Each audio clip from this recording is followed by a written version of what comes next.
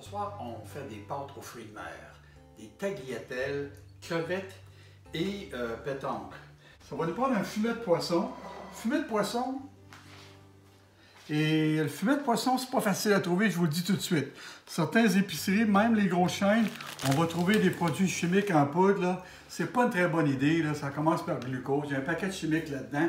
Alors que les fumets ou les bouillons de poisson qu'on vend dans les poissonneries, et on en trouve de plus en plus là, des emballages de fumets de poisson là, qui sont corrects, qui n'ont pas de produits chimiques ajoutés. Et c'est ce qui fait la différence vraiment dans les sauces poissons avec un fumet de poisson. Il faut faire le petit effort de le trouver. Alors, on va voir ce qui représente à peu près un quart de tasse de crème 35%. La crème 35%, c'est la crème des chefs. C'est la crème qui ne se défait pas. C'est une crème qui donne une onctuosité aux sauces. Et c'est un autre ingrédient là, qui fait que ça fait la différence. On a à peu près ici l'équivalent de demi-tasse de vin blanc sec, de l'échalote française. Et puisqu'on va faire un roux, alors ça va nous prendre de la farine et du beurre. Ça ressemble à une grosse cuillerée à soupe comble là, et l'équivalent en beurre. Et on a ici du thym. Et puis on a ici les pâtes, ici des tagliatelles. Vous remarquez ici là, qu'il y en a 8 petits nids parce qu'on va faire un plat ici pour 4 portions. Et on va sûrement utiliser, pour donner un petit goût aussi supplémentaire, et pour la présentation, on va utiliser le basilic. Vous allez me dire que j'exagère, mais j'aime les voir complètes comme ça. C'est plus joli. Regardez, une petite incision et ça me permet d'aller chercher la queue au complet. Mais il faut absolument que j'y aille du bout des doigts. Du bout des doigts pour m'assurer que je ramasse la queue comme ça. Voilà. Alors, je vais faire ça pour toutes mes crevettes. Alors, nos crevettes sont pareilles, et puis vous remarquez qu'elles sont encore humides, là, comme lorsqu'elles ont décongelé lorsqu'ils ont décongelé. Et la raison, c'est que puisque je vais les mettre dans un liquide, plutôt que les rôtir comme je fais d'habitude, où est-ce que je les essuie pour m'assurer que ça rôtisse mieux. Je les prends directement comme ça.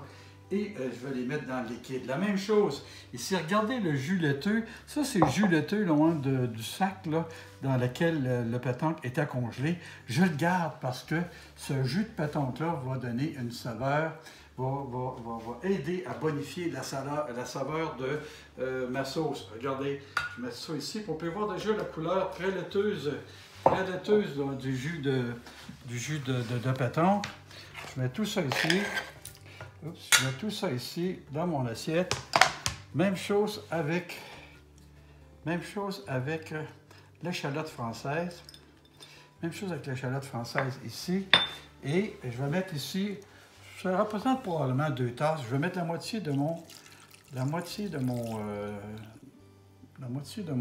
fumet. Et je vais mettre aussi mon vin. Alors, je prends tout ça. Je mets ça sur le poêle et j'attends au moins que ça vienne à ébullition.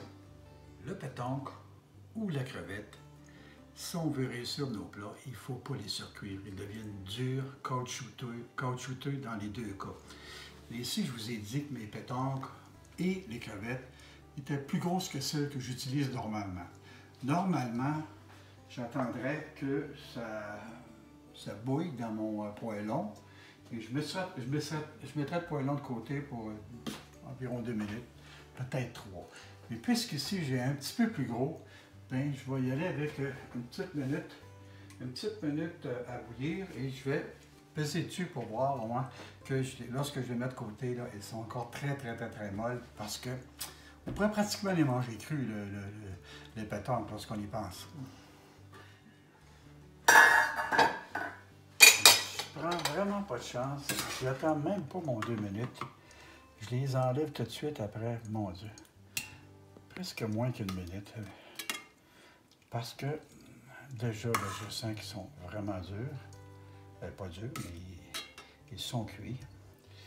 Et en fait, l'eau, le fumet, en fait, avec tous les ingrédients qu'on a mis dedans, bien, il va me servir à faire la sauce ici. Et la sauce, je vais la faire à partir, je vais faire un roux. Un roux, en fait, c'est un mélange de part égale de farine et de beurre. Mais il faut faire attention, il faut vraiment avoir un feu très bas. Il faut avoir un feu très bas parce qu'il ne faut pas d'aucune façon que ce beurre-là change de couleur. Alors, on met nos pâtes. Et dans ce cas-ci, ça va ressembler à 7-8 minutes, et ça risque de ressembler à peu près à la même chose pour notre sauce ici. Alors, je vous rappelle, ça ressemble à une cuillerée à soupe généreuse, comble. Et puis, je mets ça très bas.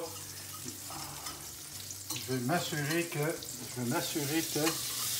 même si c'est très chaud, là, je vais m'assurer que le beurre reste de ce couleur-là. Mais la farine, c'est à peu près à part égale. C'est à part égale la même quantité. Ça fait comme une pâte. Et pour enlever le goût de la farine, on fouette ça tranquillement, environ 1 minute, pour nous assurer que ça ne goûte pas la farine. Et tranquillement, je vais ajouter notre liquide ici de cuisson.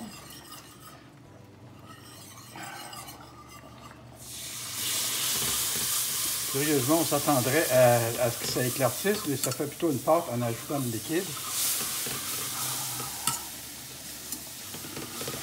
Et on brasse tout le temps, c'est pour éviter d'avoir des grumeaux dans l'air. Et c'est une autre qualité de la crème à 35%. Et en passant, on n'en fera pas un plat, là, on parle d'un quart de tasse de crème, mais vous pourriez aussi ne pas en mettre. Et puis, ça serait bien aussi. Vous auriez une sauce au poisson là, tout à fait correcte. Et on fait attention de ne pas mettre trop de liquide à la fois pour ne pas éviter de dépasser une ligne là, où est-ce que ça prendrait beaucoup de temps de faire évaporer le tout pour avoir l'onctuosité qu'on cherche. Ça me fait penser que je devrais me préparer pour mettre un peu de poivre. Et je vais mettre ici, puisque j'en ai tout près, je vais mettre du sel de mer. Mais attention, le sel de mer, c'est beaucoup plus salé. C'est beaucoup plus salé que le sel ordinaire. Et on y va poliment, comme ça. Regardez la sauce épaissir à vue d'œil. Elle épaissit à vue d'œil. Regardez, en fouettant, lorsqu'on peut voir le fond de notre plat comme ça, ça nous donne une excellente idée. Ça nous donne une excellente idée de l'onctuosité. Alors, on va ajouter une touche de thym. J'ai hésité ce soir, j'ai failli mettre du fenouil, mais le fenouil, ça a un petit goût anisé. Une autre fois, je ferai une recette avec du pastis et de l'anis. Ça goûte un peu proche les uns des autres, mais ce soir, j'ai pensé que ce serait simple comme ça pour avoir vraiment le goût. Moi, j'aime ça goûter vraiment le pétanque puis goûter les crevettes. Et une autre chose aussi, vous savez, au restaurant, on vous demande des fois, voulez-vous avoir une sauce rosée ou une sauce blanche? Alors, il s'agirait pour moi de mettre une petite cuillerée à thé, peut-être à soupe de pâte de tomate ou de coulis de tomate. Et puis, je transformerais cette sauce-là qui est blanche en une sauce un petit peu tomatée à peine, là, mais à peine. Puis même avec une cuillerée à thé, un peu plus de pâte de tomate, par exemple, ça n'altérerait pas beaucoup le goût. Et ça vous ferait, tout d'un coup, ça vous ferait une sauce rosée. Nous y sommes presque. Et dans les derniers milles, j'ai tendance à y aller poliment, même si, vous voyez des recettes écrites, là, 2 tasses de ci, 2 tasses de ça, mais c'est un exemple, ça, ici, qu'il faut y aller vraiment, là, la manière que votre sauce évolue, parce que si je mettais tout ça là-dedans, il y a peut-être des chances que ma sauce soit excessivement liquide et beaucoup moins agréable que ce que je recherche. Alors, au final, on a la crème. En passant à la crème, je vous le répète, mettez-en pas, c'est déjà très bon comme ça, mais ça va donner un petit peu d'onctuosité. Ça va donner un petit peu d'onctuosité à tout. Et la crème 35%, je vous rappelle, c'est justement le but de la crème 35%, donner du corps, donner de l'onctuosité à la sauce. Il n'y a rien comme vérifier. Hein?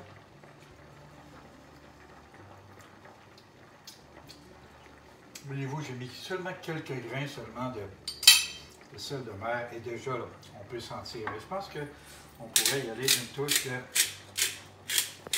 poivre et je pense que je vais même mettre quelques petits brins de plus à peine.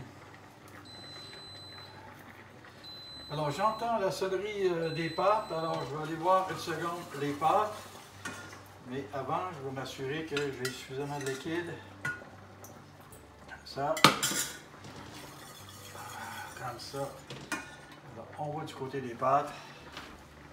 Alors, notre sauce est prête. Nos pâtes sont en train d'égoutter. On remet les fruits de mer. On remet les fruits de mer dedans.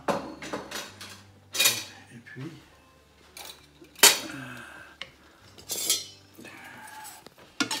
regardez-moi ça, on va mettre ça ici. Les fruits de mer comme ça. Et on va aller chercher les pâtes. On va aller chercher les pâtes. Comme ceci. Et on prend le tout. On prend le tout et on verse nos pâtes dedans.